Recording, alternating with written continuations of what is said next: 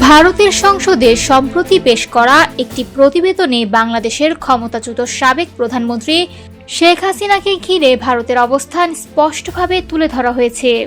প্রতিবেদনে বলা হয়েছে, শেখ হাসিনার বিষয়ে ভারতের সিদ্ধান্ত সম্পূর্ণভাবে মানবিক দৃষ্টিকোণ থেকে নেওয়া হয়েছে এবং তা দেশটির ঐতিহ্য ও দীর্ঘদিনের মানবিক পরম্পরার সঙ্গে সামঞ্জস্যপূর্ণ। বৃহস্পতিবার 18 ডিসেম্বর কংগ্রেস সংসদ সদস্য শশী থারুরের নেতৃত্বাধীন একটি সংসদীয় স্থায়ী কমিটি এই প্রতিবেদনটি ভারতের সংসদে উপস্থাপন করে।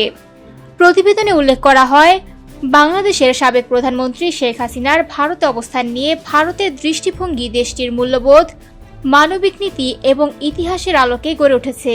সংসদীয় কমিটি আরও জানায়, গুরুতর সংকটে থাকা বা অস্তিত্বের হুমকির মুখে পড়া ব্যক্তিদের আশ্রয় দেওয়ার একটি সুদীর্ঘ ঐতিহ্য ভারতে রয়েছে। সেই ঐতিহ্যের ধারাবাহিকতাকে শেখ হাসিনার ক্ষেত্রে এই সিদ্ধান্ত নেওয়া হয়েছে বলে প্রতিবেদনে উল্লেখ করা হয়।